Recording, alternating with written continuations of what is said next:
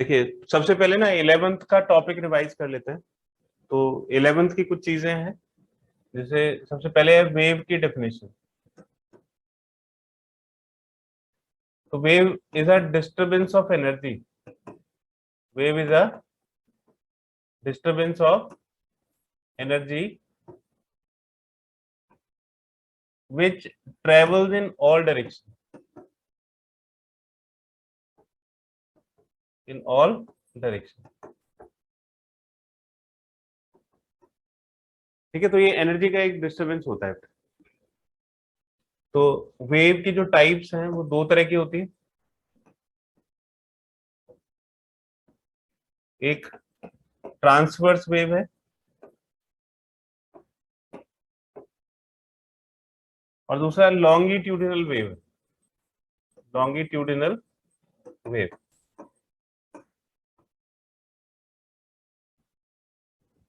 तो ट्रांसवर्स को बेटा टी टी लेटर से समझिए। जैसे ये टी लेटर है ना, तो टी फॉर ट्रांसवर्स हो गया, करेक्ट। अच्छा, ये जो हॉरिजॉन्टल लाइन है इसको ले लीजिए वेव मोशन। ये तो वेव के डायरेक्शन हो गए बेटा। और जो इसके परपेंडिकुलर है इस डायरेक्शन को ले लीजिए पार्टिकल्स ऑफ द मीडियम।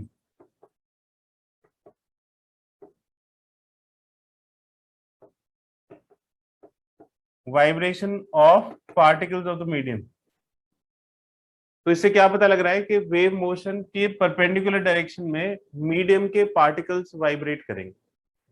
ठीक है, तो जैसे सपोज करिए कि ये मीडियम के पार्टिकल्स की मेन पोजीशन है। This is main position of particles of the medium, और यहां से कोई वेव आती है। तो जो पार्टिकल्स है ना ये वाइब्रेट करेंगे परपेंडिकुलर डायरेक्शन में।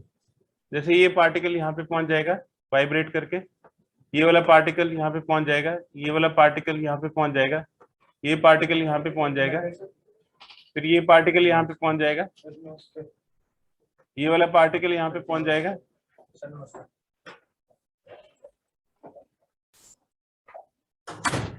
ठीक है, तो ये जो पार्टिकल्स है ना ये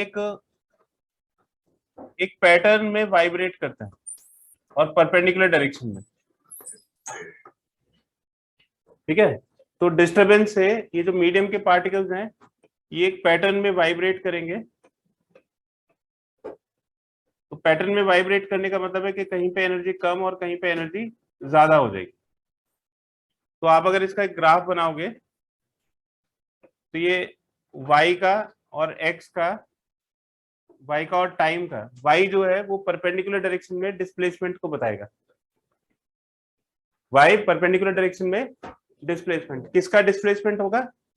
पार्टिकल्स का डिस्प्लेसमेंट होगा। और पार्टिकल्स किसके होंगे? मीडियम के। तो जो मीडियम के पार्टिकल्स हैं वो परपेंडिकुलर डायरेक्शन में वाइब्रेट करेंगे और वो वाइब्रेशन इस तरह से करेंगे। तो y की एक पर्टिकुलर मैक्सिमम वैल्यू आएगी। अच्छा, जरा ध्यान से सुनिएगा, जैसे जैसे ये आगे चलता जाएगा तो वेव, पीछे एक सोर्स है, सोर्स से वेव आती रहेगी बेटा, ये सोर्स से वेव आती रहेगी। और अब सिर्फ एक पार्टिकल का, जैसे ये वाला पार्टिकल है ना, इसका ऑसिलेशन देखिए बेटा। इस पार्टिकल का ऑसिलेशन कैसे होगा? ये मेन पोजीशन से ऊपर जाएगा, फिर नीचे आएगा, फिर ऊपर जाएगा, फिर नीचे जाएगा, एक ही लाइन में ऊपर नीचे इस तरह से ये वाइब्रेट करता रहेगा। तो एक पार्टिकल के अगर मोशन को देखोगे तो पीछे से आने वाली वेव पार्टिकल्स को वेव मोशन के परपेंडिकुलर डायरेक्शन में वाइब्रेट कराएगी, और ये जो पार्टिकल है अपने मेन पोजीशन के टू एंड फ्रो ऊपर नीचे वाइब्रेट करता रहेगा। इस तरह के मोशन को हम सिंपल हार्मोनिक मोशन बोलते हैं, है ना। तो ये जो पार्टिकल्स है मीडियम के, ये कैसा करेंगे? सिंपल हार्मोनिक मोशन करेंगे। और ये जो पार्टिकल की जो मैक्सिमम डिस्प्लेसमेंट है ना, ये y की मैक्सिमम वैल्यू है a, इसको बोलते हैं एम्पलीट्यूड ऑफ वेव, है ना। तो ये वेव मोशन के पार्टिकल्स का एम्पलीट्यूड हो गया, मतलब ये जो सिचुएशन है ये a के बराबर हो गया, है ना। तो y की मैक्सिमम वैल्यू कितनी हो गई? a। और जो मैक्सिमम एम्पलीट्यूड है, मैक्सिमम डिस्प्लेसमेंट है, उसको हम एम्पलीट्यूड बोलेंगे। तो y की वैल्यू वेरिएबल है, a फिक्स्ड है ना। तो y की मैक्सिमम वैल्यू 0 से कहां तक हो सकती है? मैक्सिमम a तक जा सकती है। ठीक है, तो ये y देखो यहाँ पे y 0 है, और फिर ये जैसे जैसे टाइम बढ़ रहा है आगे, तो ये पार्टिकल वाइब्रेट कर रहा है, तो y जो डिस्प्लेसमेंट है वो 0 से मैक्सिमम तक जा रहा है। फिर पार्टिकल नीचे आ रहा है, 0 हो गया, फिर दूसरी डायरेक्शन में मैक्सिमम हो गया, फिर 0 हो गया, है ना। तो चाहे तो इसको एक पार्टिकल का समझ लीजिए, चाहे सारे पार्टिकल का समझ लीजिए, ठीक है। तो y क्या है, y is a variable quantity जो t के ऊपर डिपेंड करेगी, उसको बोलते हैं instantaneous displacement of the particle. और a क्या है, उसकी मैक्सिमम वैल्यू है, जिसको हम एम्पलीट्यूड बोलेंगे। क्लियर है बेटा।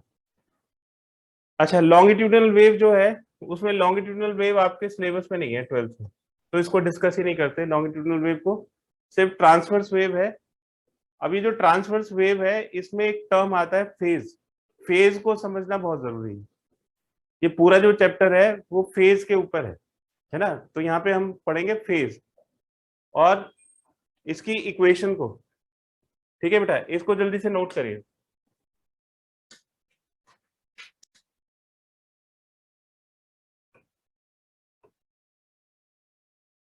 इक्वेशन ऑफ वेव,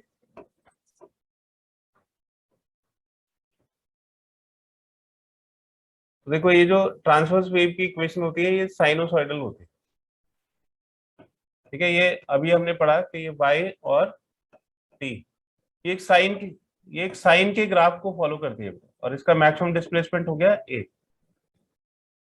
तो जो साइन का ग्राफ है ना, ये एक सर्कल से भी समझा जा सकता है, इसको हम एक सर्कल में बना लेते हैं, इसको हमने एक सर्कल में बना दिया, ये इसका 1/4 पार्ट हो गया। आप इसको देखिए कि जैसे ये इस तरह से जा रही है, तो आप अगर इसके डिस्प्लेसमेंट को देखोगे तो आपको डिस्प्लेसमेंट सेम नजर आएगा बेटा। ये जो ओरिजिन है उसको यहाँ पे सपोज करिए, तो डिस्प्लेसमेंट कितना हो गया, 0। वाई कोऑर्डिनेट को जरा महसूस करिए, जैसे जैसे हम ये ओ पॉइंट से और ये सपोज करिए P1 पॉइंट तक जा रहे हैं, तो ये डिस्प्लेसमेंट इंक्रीज हो रहा है, हो रहा है या नहीं बेटा। तो फिर आगे चलिए, तो आगे जब चलोगे P1 से P2 की तरफ, ये पॉइंट सपोज कर लीजिए P2 है, तो डिस्प्लेसमेंट मैक्सिमम से कितना हो गया, 0 हो गया, ठीक है। फिर ये नेगेटिव में मैक्सिमम हो जाएगा, तो ये जैसे P3 हो गया, तो फिर डिस्प्लेसमेंट नेगेटिव में मैक्सिमम हो रहा है और फिर वापस से 0 हो रहा है। तो आप इस पूरे ये जो वेव मोशन का जो ग्राफ है, आप उसको एक सर्कल से समझ सकते हो। हर एक सर्कल के ऊपर हर एक पॉइंट एक पार्टिकल की पोजीशन को बताएगा, सर्कल के ऊपर हर एक पॉइंट एक पार्टिकल की पोजीशन को बताएगा। जैसे ये देखिए, हर एक जगह एक ये मीडियम के पार्टिकल्स है ना। तो ये जो वाला जो पार्टिकल है, ये यहाँ पे चला गया एक पर्टिकुलर इंस्टेंट पे, ये वाला पार्टिकल यहाँ पे चला गया। तो ये जो ग्राफ है या ये जो सर्कल है, इसका हर एक पॉइंट एक पार्टिकल की पोजीशन को बता रहा है ना। अगर हम इसमें पोजीशन देखेंगे, तो ये जो फर्स्ट पॉइंट है, ये 0 एंगल, ये P1 वाला जो पॉइंट है, इसको π/2 एंगल, ये हमने इनकी एंगुलर पोजीशंस बता दी। यहाँ पे फाई कितना हो गया, पाई हो गया, यहाँ पे फाई कितना हो गया, 3π/2। और जब ये पूरा एक सर्कल कंप्लीट करके आएगा, तो फाई इज इक्वल टू 2π।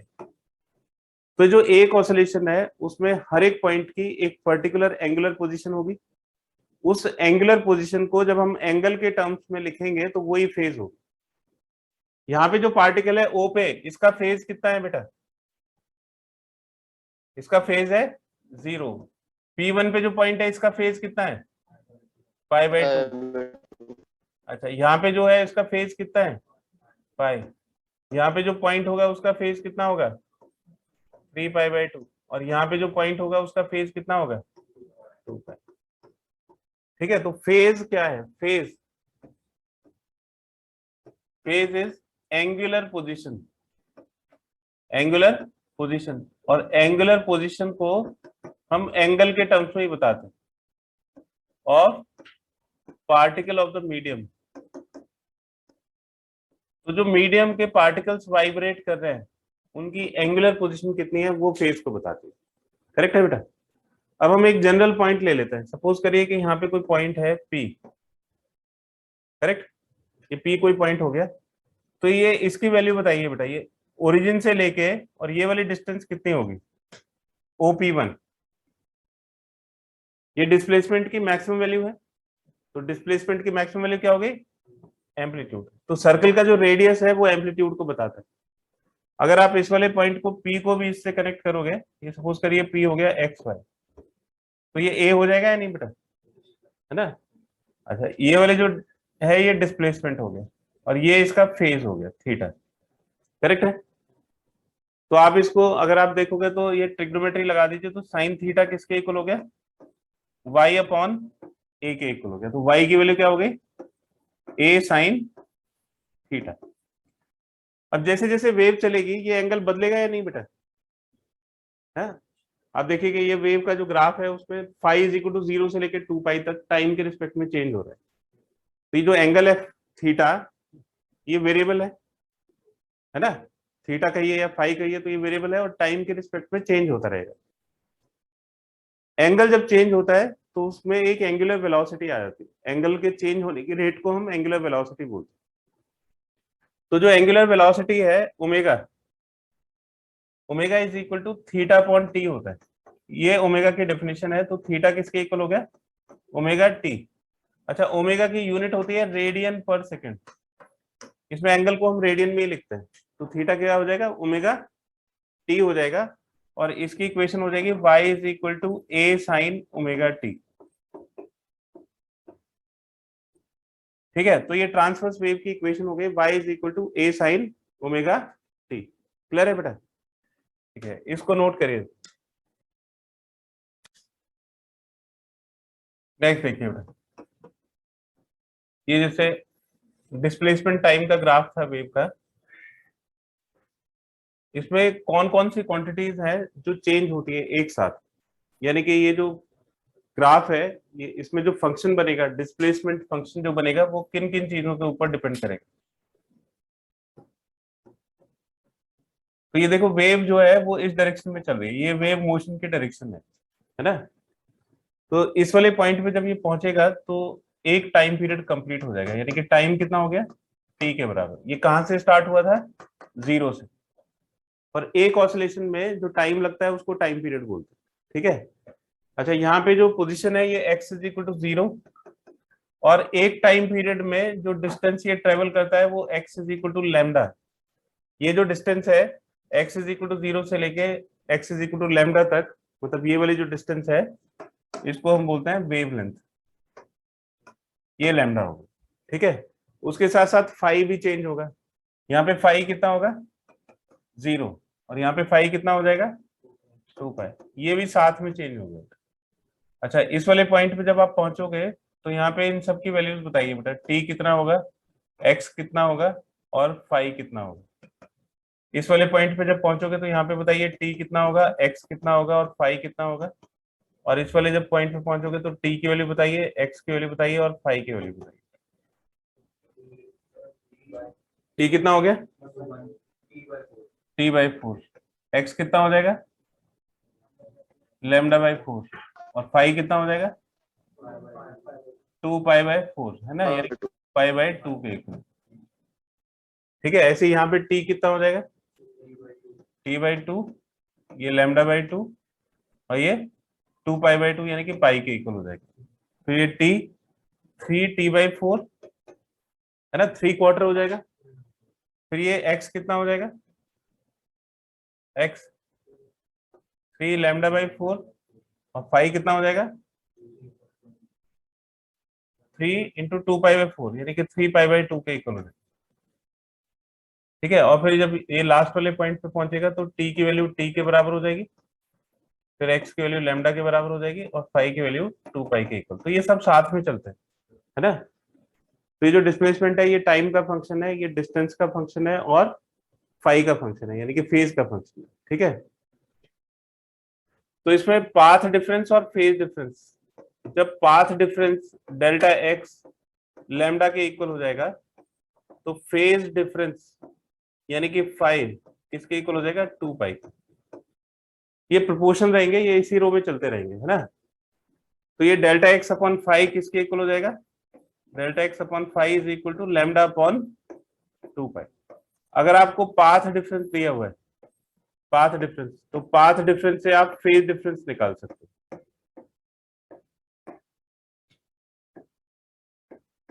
ठीक है, तो पाथ डिफरेंस डेल्टा एक्स हो जाएगा लैम्डा अपॉन 2 पाई इंटू 5।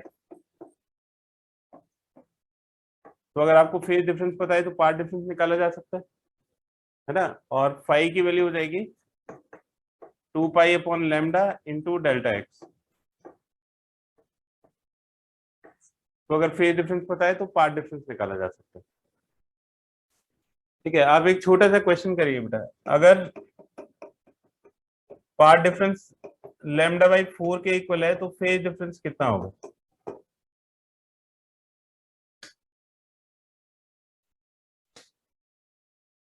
पाई हो गया 2 pi upon lambda into delta x, और ये 2 पाई अपॉन लैम्डा और डेल्टा एक्स की वैल्यू हो गई लैम्डा बाई 4।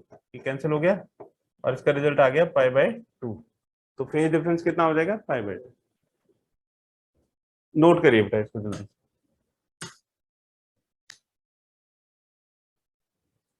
तो इसमें सबसे पहला टॉपिक है बेटा wave front.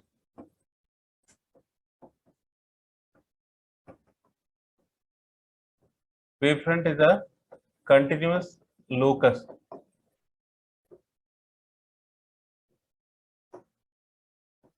of particles which vibrate in same phase।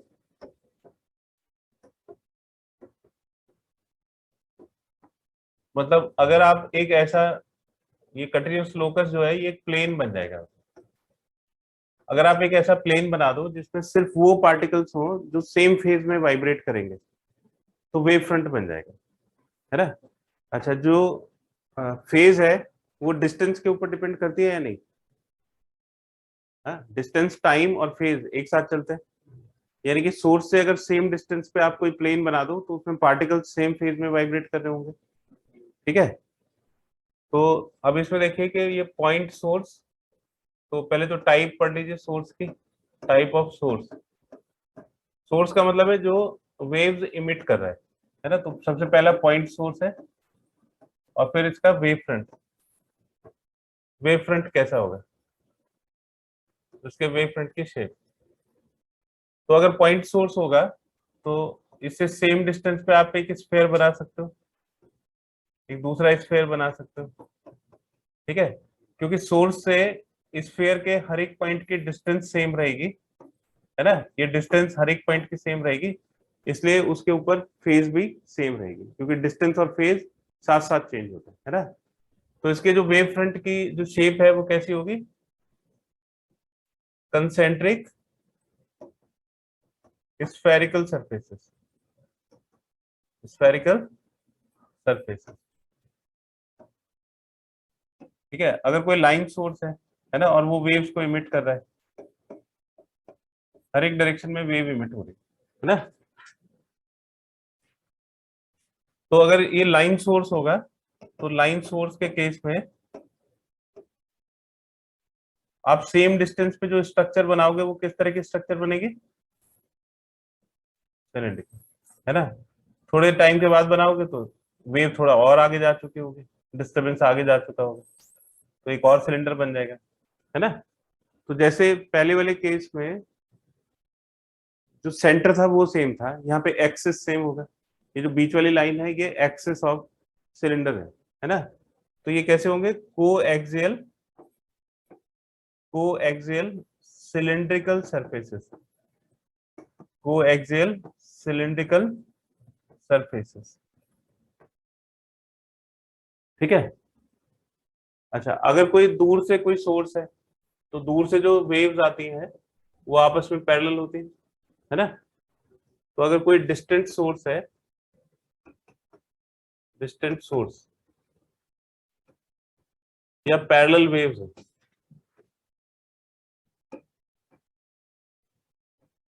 तो अगर ये वेव्स आपस में पैरेलल होंगी तो इसका जो वेव फ्रंट है वो कैसा बनेगा? प्लेन वेव फ्रंट बनेगा, प्लेन वेव फ्रंट। अच्छा, एक और चीज होती है कि जो वेव मोशन है ना, जैसे ये वेव जा रही है सोर्स से, वो हमेशा वेव फ्रंट के परपेंडिकुलर होती है। जैसे यहाँ से वेव जाएगी तो ये वेव फ्रंट के परपेंडिकुलर होगी। यहाँ पे भी ये जो वेव है ये वेव फ्रंट के परपेंडिकुलर होगा।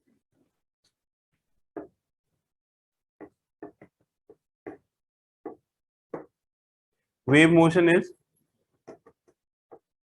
always perpendicular to the wavefront.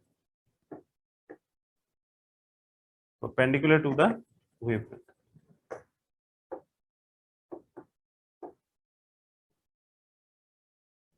ठीक है, तो ये क्वेश्चन आपसे जरूर पूछा जाता है बेटा वेवफ्रंट का।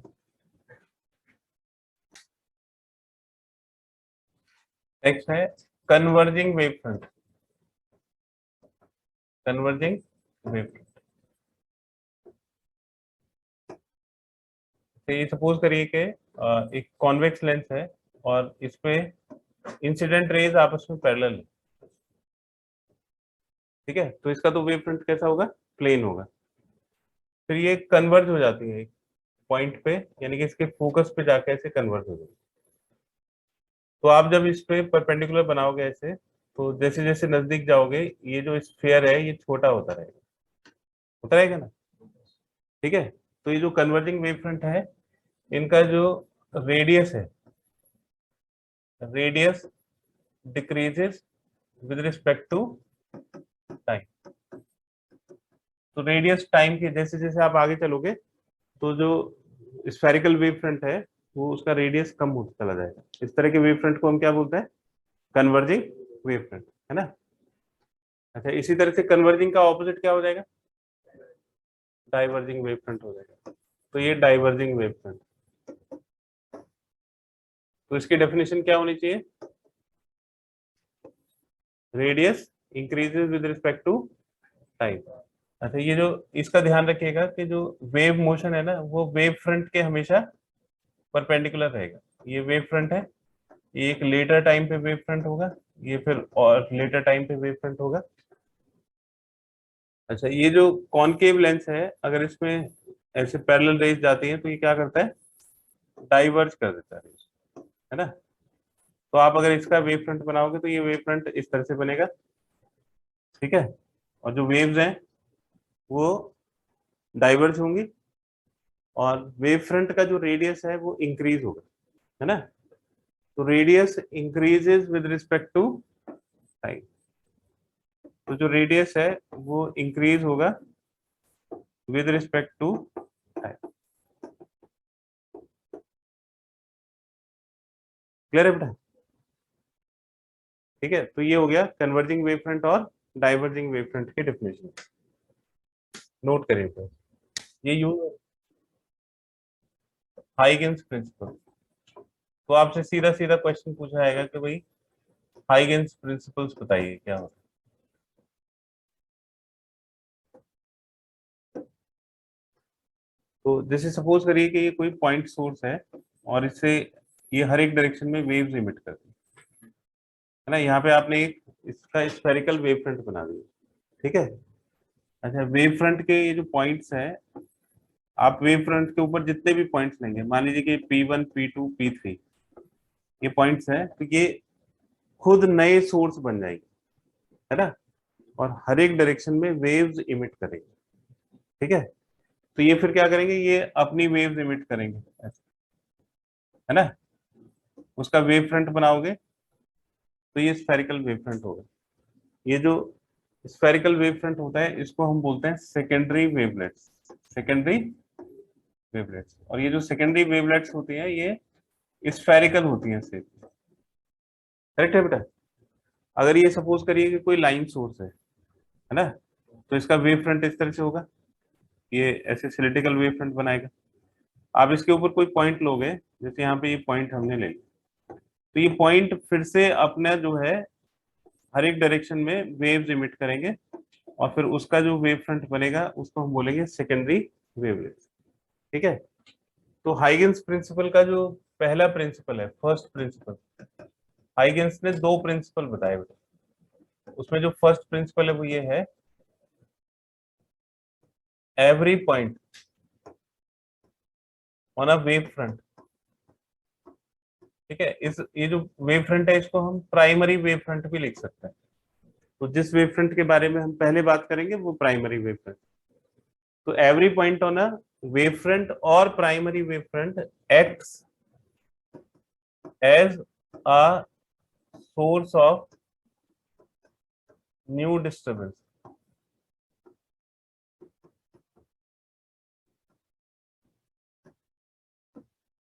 which emits secondary wavelets। तो यहाँ पे आप वेव नहीं बोलेंगे, क्या बोलेंगे? Secondary wavelets in all direction. तो उसका हर एक पॉइंट ना सेकेंडरी वेवलेट्स इमिट करता है, यानी कि हर एक पॉइंट एक नया सोर्स बन जाता है। क्लियर है? तो ये फर्स्ट प्रिंसिपल हो गया कि वेव फ्रंट के ऊपर जितने भी पॉइंट्स हैं वो एक नए सोर्स की तरह काम करेंगे और हर एक डायरेक्शन में क्या इमिट करेंगे? Secondary wavelets. और जो सेकेंडरी वेवलेट्स होती है they are spherical in shape. Correct है? तो सेकेंडरी वेवलेट्स क्या है? जो सेकेंडरी वेव्स हैं उनका वेव फ्रंट है, उसको हम सेकेंडरी वेवलेट्स बोलते हैं। ठीक। जो सेकेंड प्रिंसिपल है, सेकेंड प्रिंसिपल ये क्या कहता है?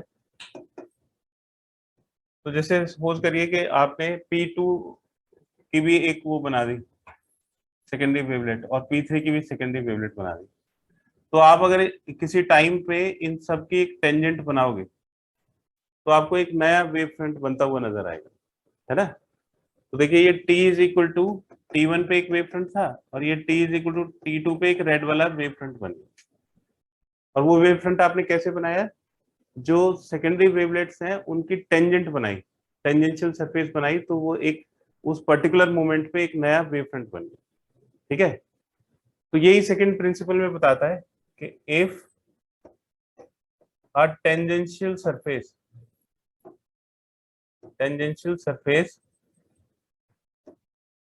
is drawn to secondary wavelets,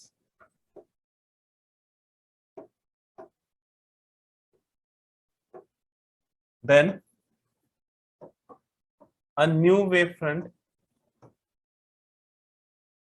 at that instant is formed. At that instant is formed.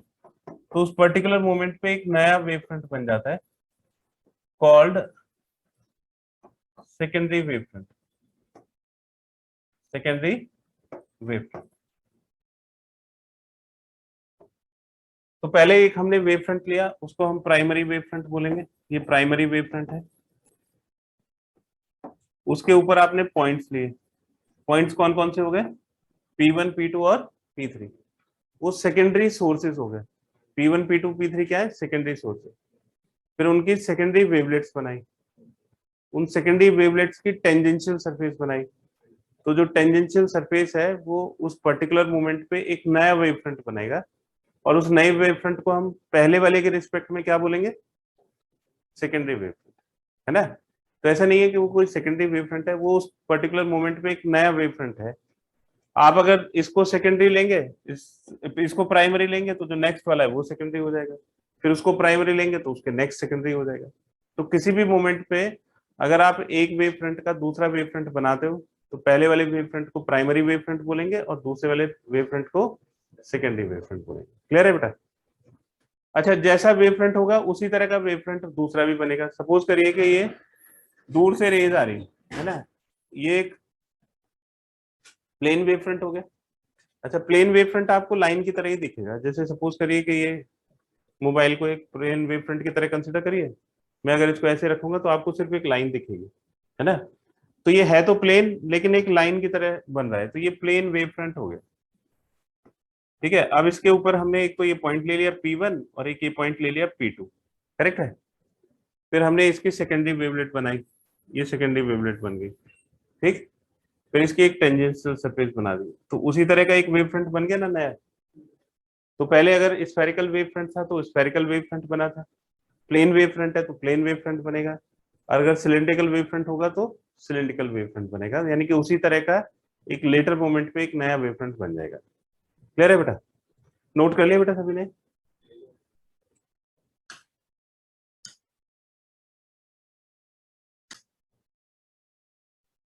Next है बेटा reflection on the basis of Huygens principles.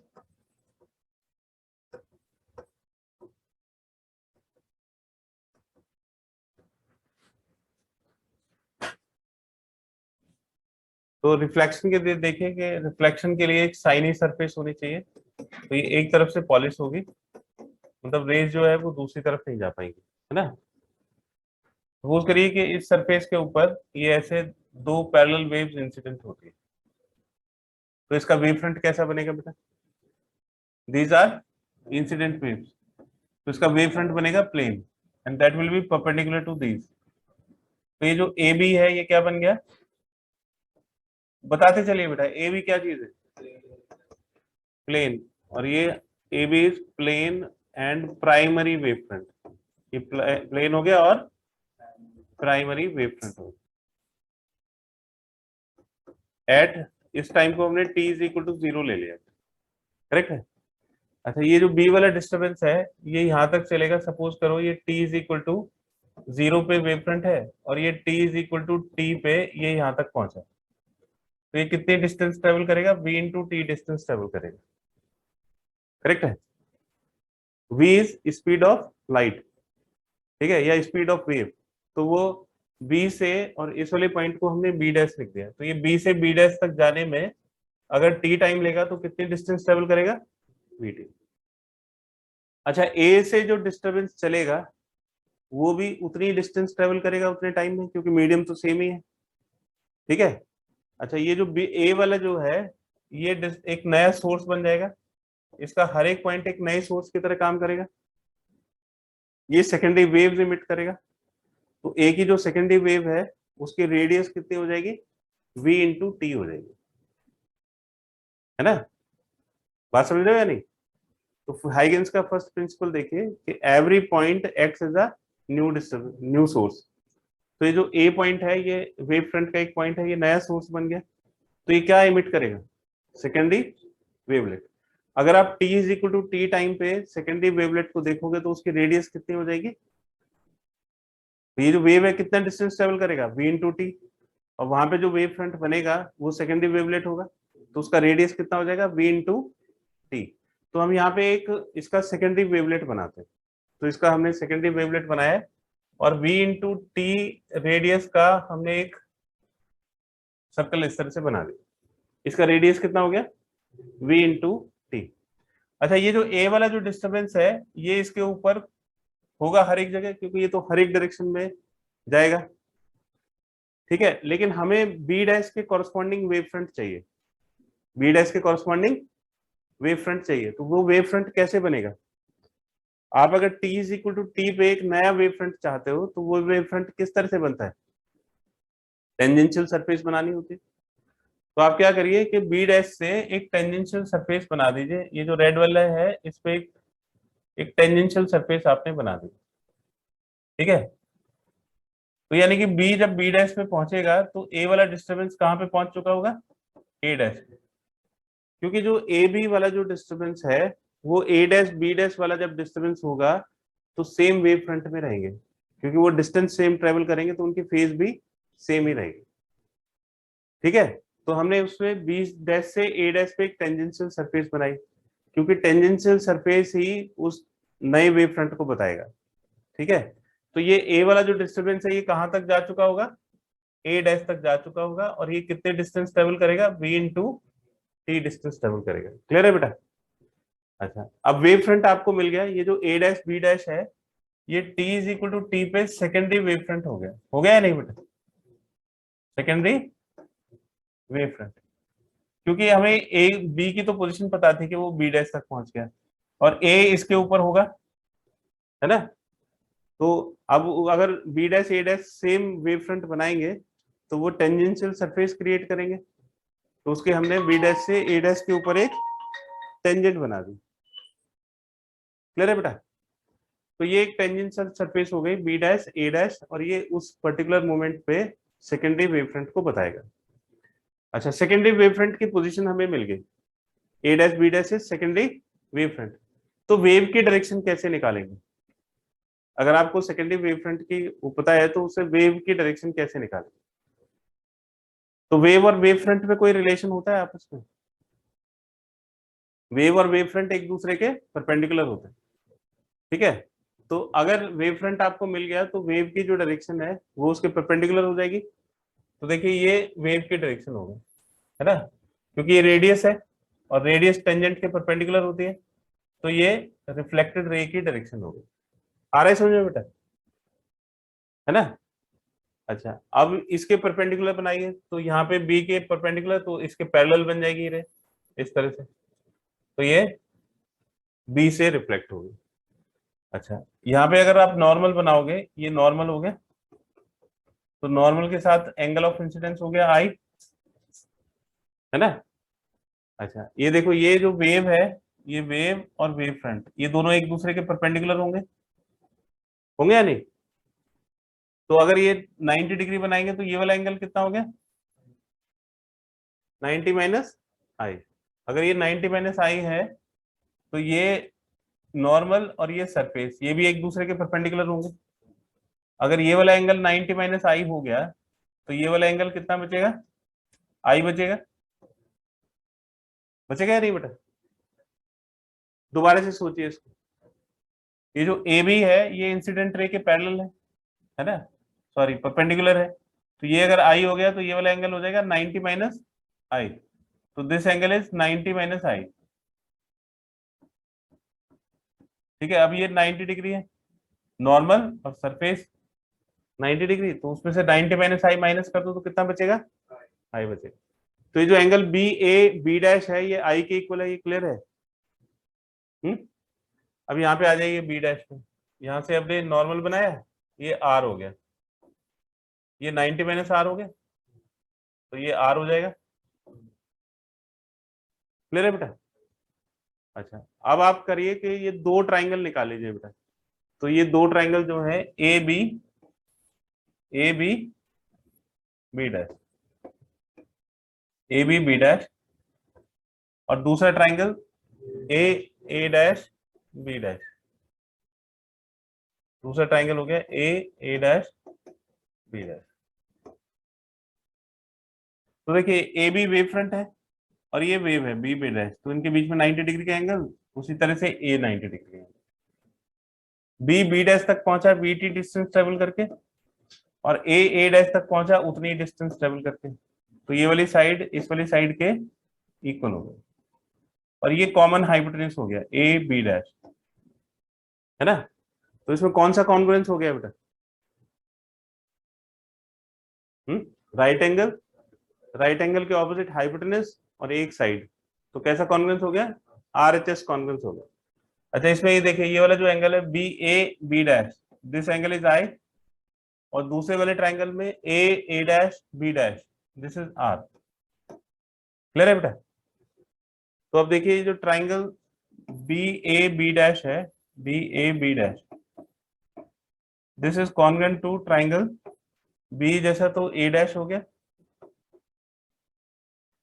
ठीक है। और फिर बी ए के कॉरस्पॉन्डिंग या ए बी डैश के कॉरस्पॉन्डिंग,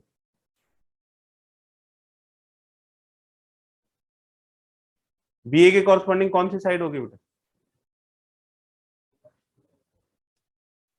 तो वीटी देखो वीटी, है ना, वीटी है बी बी डैश, है ना, तो वीटी इसमें है ए डैश, तो बी बी डैश जो है ए डैश आएगा, तो ए लास्ट में चला जाएगा और बी डैश बीच में आ जाएगा, तो ये आरएचएस कॉन्ग्रुएंस हो गया। हमें चाहिए angle B A B dash, तो सीपी सीटी से बी ए बी डैश किसके इक्वल हो जाएगा, तो बी की प्लेस में तो ए डैश आ जाएगा, फिर बी डैश ए, यानी कि I is equal to are, ठीक है। This is law of reflection, ठीक है, तो ये लॉ ऑफ रिफ्लेक्शन हो,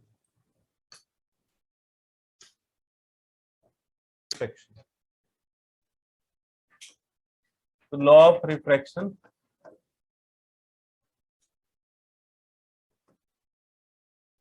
on the basis of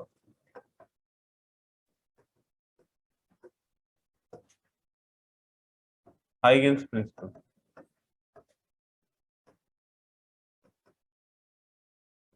तो उसमें मीडियम चेंज हो जाता है बेटा, ना। तो ये सपोज करिए कि मीडियम म्यू1 है और ये म्यू2 है, इसमें स्पीड है v1 और इसमें स्पीड है v2। ये इंसिडेंट रेज हो गई, एक दूसरे के पैरेलल है। ये इंसिडेंट वेव फ्रंट हो गया, A B is incident wave front. ठीक है। अच्छा, बी बी डैश तक पहुंचने में v1 इंटू टी, ये t is equal to 0 time पे वेव फ्रंट है और ये t is equal to t time पे बी डैश तक पहुंचेगा। तो कितनी डिस्टेंस b वाला जो डिस्टर्बेंस है b डैश तक पहुंचने में, स्पीड इंटू टाइम यानी कि v1 into T disturbance, T distance travel करेगा। अच्छा, a वाला जो है टी टाइम में कितनी डिस्टेंस ट्रेवल करेगा, क्योंकि वो दूसरे में ट्रेवल करेगा तो इसका जो रेडियस है वो v2 इंटू टी के बराबर होगा, है ना। बात समझ में आ रही है नहीं बेटा? क्योंकि ये दूसरे मीडियम में ट्रेवल करेगा, वहां पे स्पीड बदल गई है, v2 हो गई है, तो उसका जो डिस्टेंस है अब कितना हो जाएगा, v2 इंटू टी के बराबर हो जाएगा। अच्छा, तो इसका जो रेडियस है, इस वाले आर्क का जो रेडियस है, तो हम इसको ले लेते हैं a, इस वाले पॉइंट को m कंसिडर कर लेते हैं, तो जो a m डिस्टेंस है वो किसके बराबर हो जाएगी, v2 इंटू टी के बराबर। अच्छा, अब हमें t is equal to t पे एक नया वेव फ्रंट बनाना है ना। तो t is equal to t पे वेव फ्रंट, हमें पता है कि जो वेव है वो इस सेकेंडरी वेवलेट के ऊपर कहीं होगी, डिस्टरबेंस यहाँ पे कहीं पे होगा, और वो टेंजेंशियल सरफेस, तो बी की तो पोजीशन पता है, हमें ए के डिस्टरबेंस की पोजीशन देखनी है ना। तो हमने इसकी टेंजेंट बना दी और यहाँ से इसको ज्वाइन कर दिया, तो ये रिफ्रैक्टेड वेव होगी, है ना। ये 90 और ये जो है ये रिफ्रैक्टेड वेव फ्रंट हो गया। ये रिफ्रैक्टेड वेव फ्रंट है, ये कौन सा प्रिंसिपल है, सेकंड प्रिंसिपल, टेंजेंशियल सरफेस है ना। सेकेंडरी वेवलेट की टेंजेंशियल, अब नहीं, वेव तो पैरेलल रहेंगे आपस में, लेकिन वेव फ्रंट तो उसके परपेंडिकुलर होगा ना। तो जो ये जो सेकेंडरी वेवलेट है जो रेड से दिखाई हुई है, इसके परपेंडिकुलर आप इसके पैरेलल, सॉरी इसकी टेंजेंट बनाओगे तो वो एक नए वेव फ्रंट को बताएगा ना उस लेटर टाइम पे। उस वेव फ्रंट में जो बी वाला डिस्टर्बेंस था उसकी पोजीशन तो पता है हमें, बी डैश, बस हमें किसकी, ए की पोजीशन ढूंढनी थी। तो ए की पोजीशन के लिए हम क्या करेंगे, इससे इसके ऊपर एक टेंजेंशियल सरफेस बनाएंगे, ठीक है। तो ये ए वाला जो डिस्टर्बेंस है वो आपको कहाँ पे मिलेगा, ए डैश में। अच्छा, इसके पैरेलल रहेगी ये, है ना। तो ये वेव फ्रंट तो सेम है, तो वेव फ्रंट के परपेंडिकुलर अगर आप बनाओगे तो ये इसके पैरेलल हो जाएगी, तो ये दूसरी वाली रिफ्लेक्टेड वेव होगी, ठीक है। अब देखो फिर पहले की तरह कैलकुलेशन करिए, ये एंगल ऑफ इंसिडेंस हो गया तो ये एंगल ऑफ इंसिडेंस, ये एंगल ऑफ रिफ्रैक्शन हो गया तो ये एंगल ऑफ रिफ्रैक्शन। क्लियर है बेटा?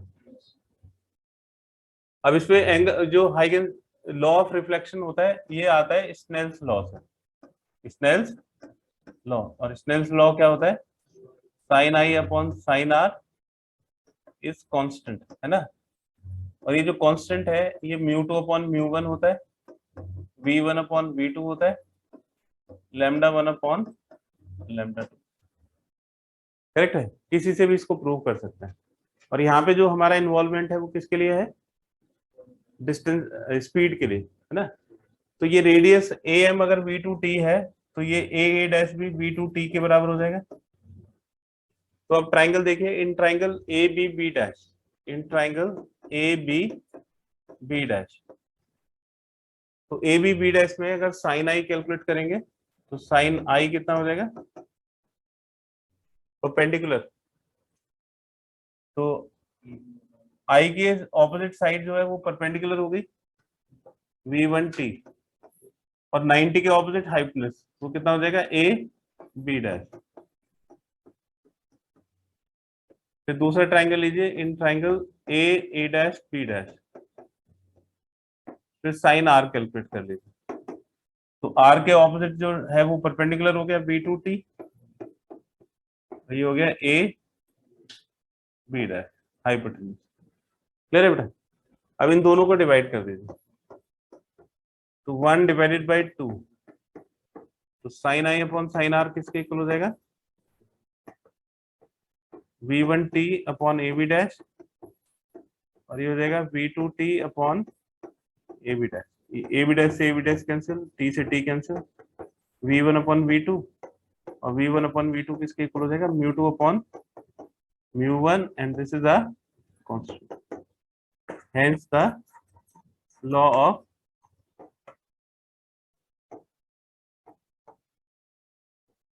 रिफ्लेक्शन। क्लियर है बेटा?